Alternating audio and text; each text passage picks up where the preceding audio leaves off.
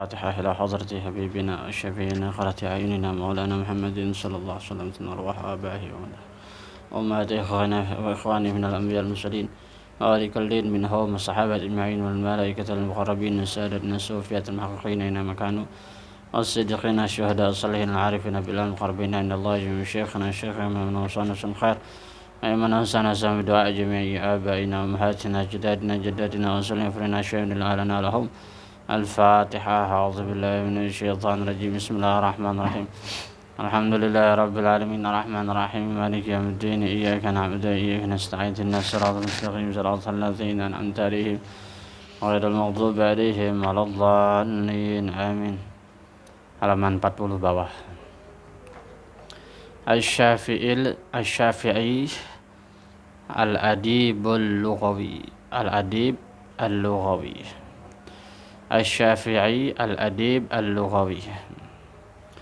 Wasya'iru al-alma'i.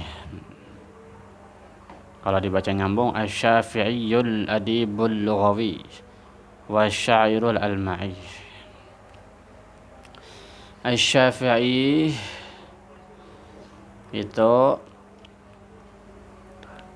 kemudian di depannya al-adibu itu bisa jadi badal,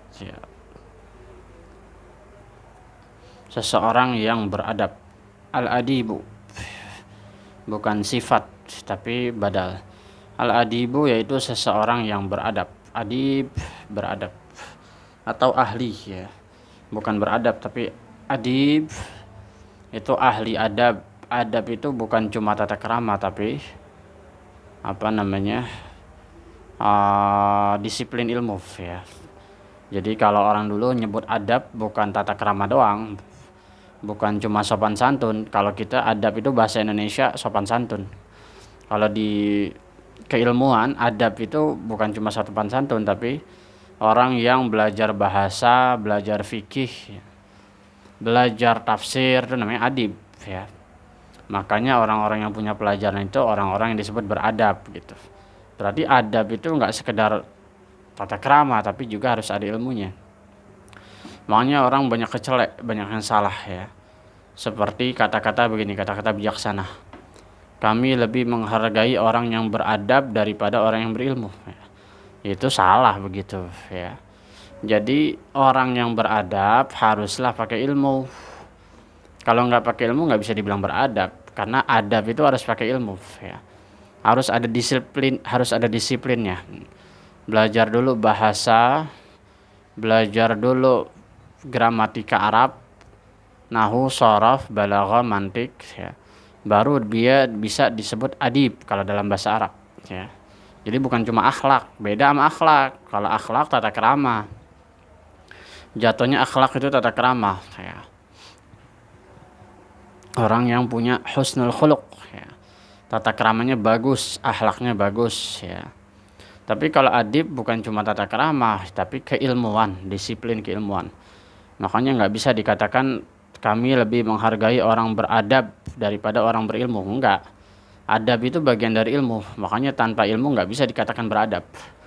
Banyak orang yang kelihatannya sopan atau beradab di mata kita tapi nggak memiliki ilmu. Sebenarnya bukan bagian itu, Tapi itu bagian dari akhlak, tata krama, sopan santun. Tapi kalau adab itu harus ada pelajarannya, harus ada adaptasinya, Nah, kalau adab itu kita lebih tahu norma-norma, itu aturan-aturan itu adab. Kalau nggak begitu nggak mungkin disebut adib, Jadi Asy-Syafi'i, Imam Syafi'i al-adib, orang yang beradab, orang yang ahli, ahli adib, ahli adab, ahli disiplin ilmu, fikihnya, dasarnya, bahasanya, bahasa Arabnya dan lain sebagainya. Al-lughawi itu maknanya as-salih bi makna al-kalim atau bi kalimatin katsirah.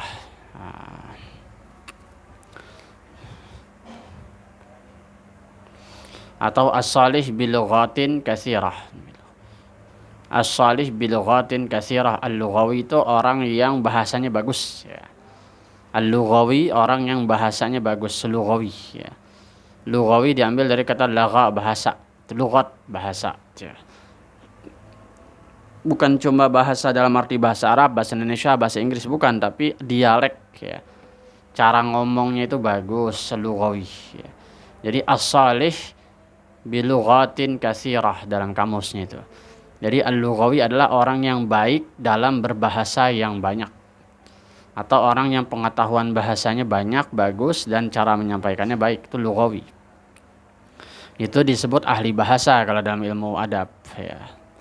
Jadi Asy-Syafi'i, Imam Syafi'i sebagai orang yang ahli disiplin ilmu dan juga baik dalam bahasanya.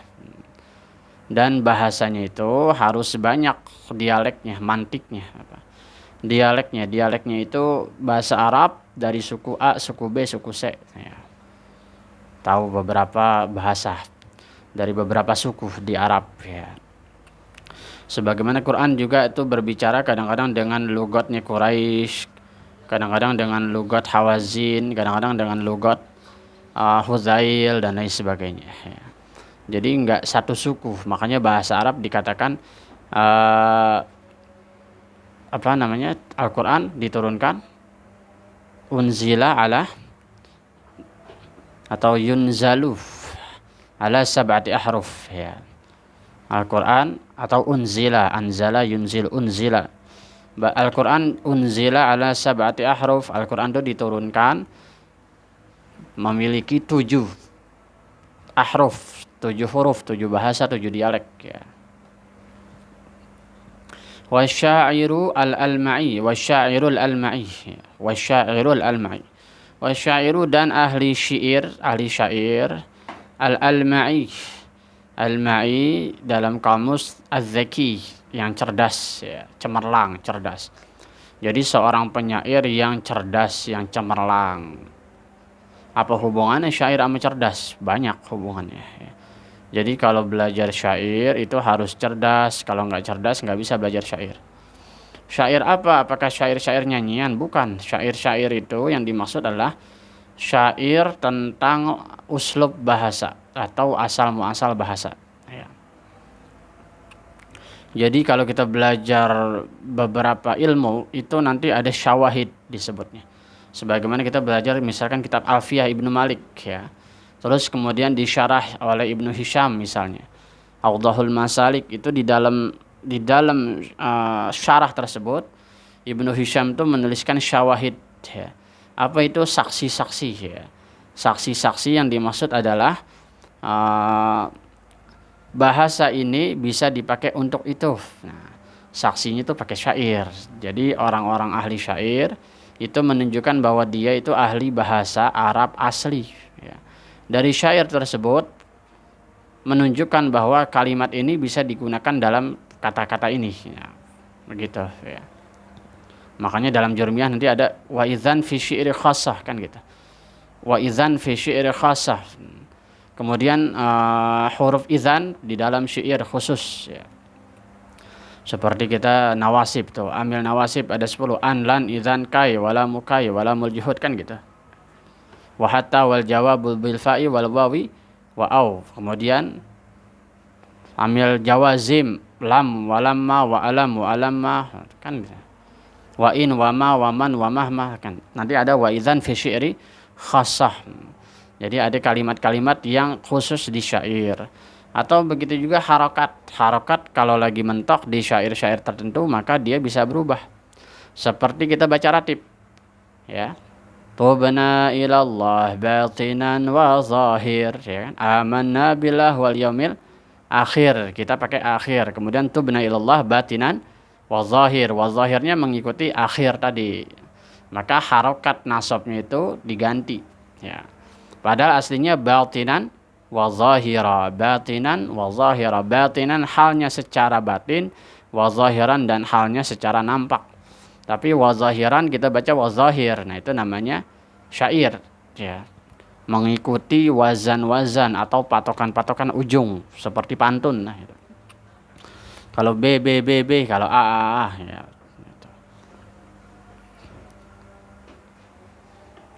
Wa kana al-Imam Syafi'i dan adalah al-Imam Syafi'i, muas ambil termos di jendela. Wa kana al-Imam Syafi'i, ini diambil muas nih. Wa kana al-Imam Syafi'i, dan adalah Imam Syafi'i. Wa kana al-Imam Syafi'i, dan adalah al-Imam Syafi'i. Wa kana al-Imamu, dan adalah sang Imam Asy-Syafi'i yang bernama Syafi'i. Atau adalah sang Imam, Asy-Syafi'i, yaitu Syafi'i. Syafi'i jadi badal dari imam ya. Siapa itu Syafi'i? Ya imam. Siapa itu imam? Namanya Syafi'i ya. Radhiyallahu anhu hujjatan ya. Kenapa dibaca hujjatan? Karena jadi khobar kana. Wa kana al-imamu Syafi'i hujjatan. Asalnya al-imamu Syafi'i hujjatun. Karena ada kana jadi kana al-imamu Syafi'i hujjatan. Khobar kana harus nasab ya.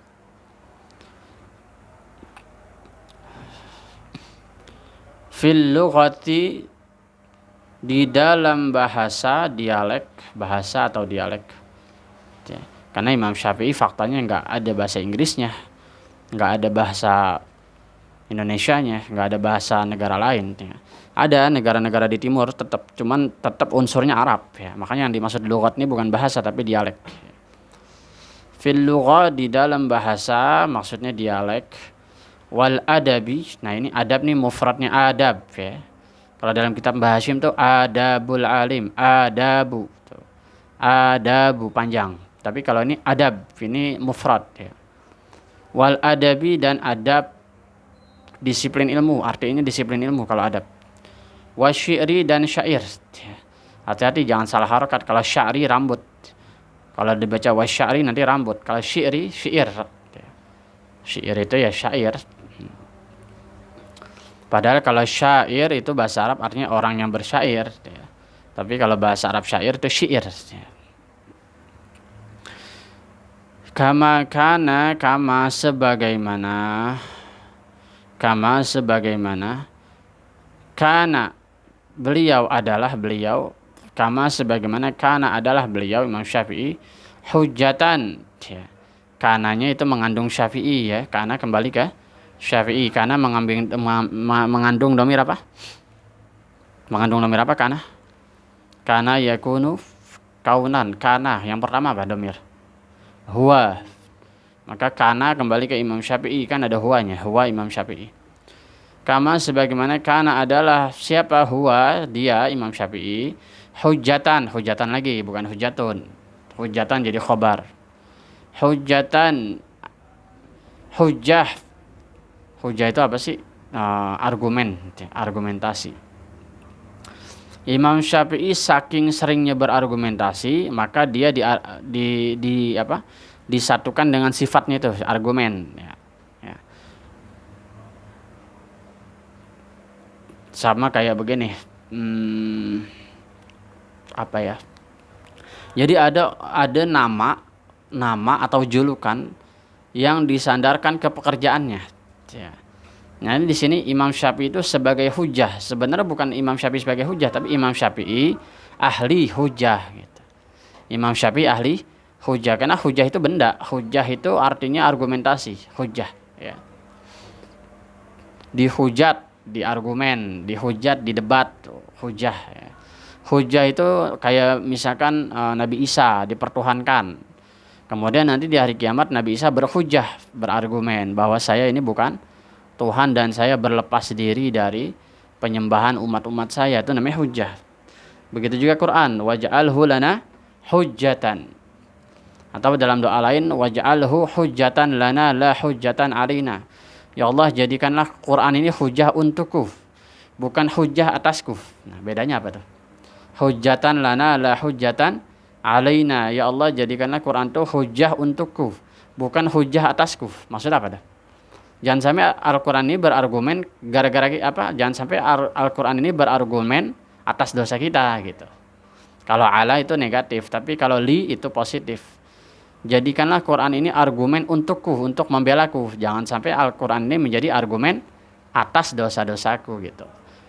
Ini ya Allah, ini orang baca doa, ini orang baca doa nggak ngamalin, atau ini orang baca tapi nggak pakai tajwid, atau ini orang punya Quran punya saya tapi saya cuma dipajang doang, nggak dibaca-baca, itu namanya hujah.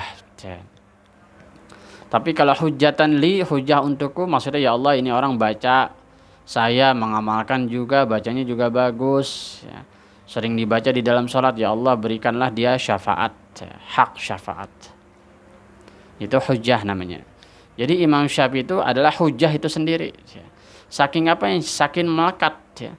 Saking melekatnya bahwa Imam Syafi'i itu ahli hujah, maka Imam Syafi'i itu sendiri menjadi hujah. Namanya udah nempel sifatnya. Ya. Seperti Dimas singanya 10 misalkan. Hamzah singanya 10. Singa padang pasir, Hamzah singanya Allah. Singa itu sudah melekat ke dalam diri Hamzah.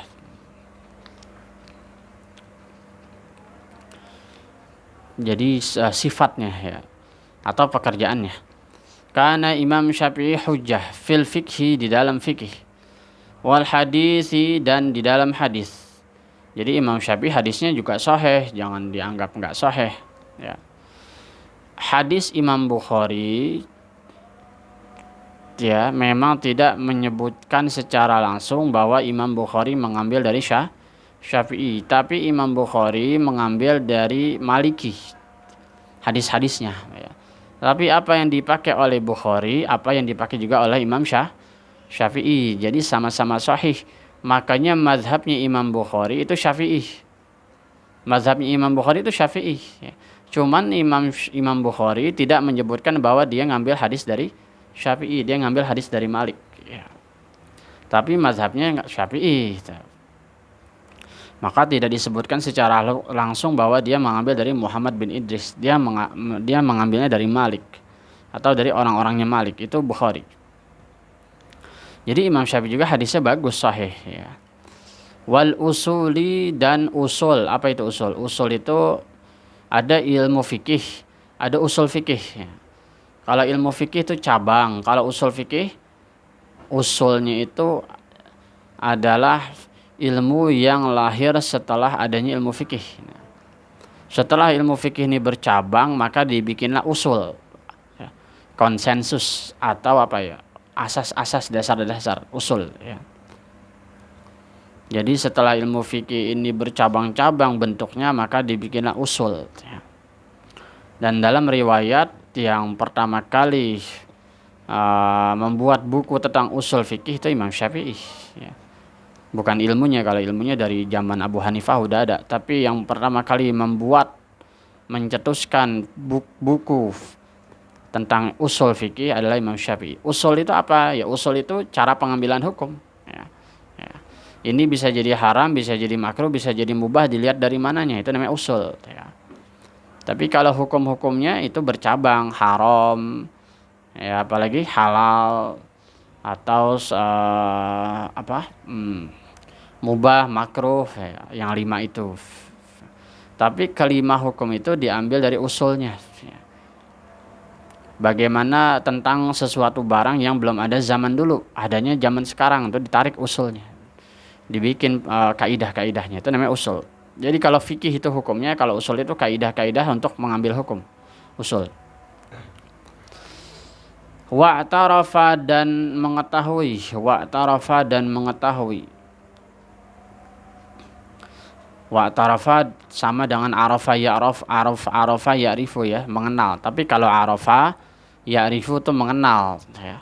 Tapi kalau i'tarafa itu mengetahui, mengenal dengan bagus, mengetahui. Wa'tarafa, dan mengenal dengan baik atau mengetahui,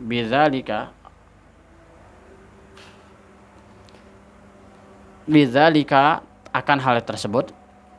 Akan hal apa? Akan bahwa Imam Syafi'i itu adalah hujjah.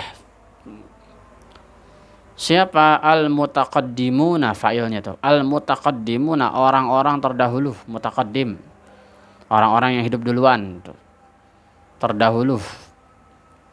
Maksudnya terdahulu dari kita, dari zaman Imam Syafi'i sampai ke kita. Orang yang sebelum kita hidupnya. Min a'immatil lughati wal adabi, yaitu mereka adalah para imam. Min a'immatil lughati, para imam bahasa, wal adabi, dan adab. Jadi ada orang-orang yang ahli dalam bahasa dan adab. Azan dulu, tar.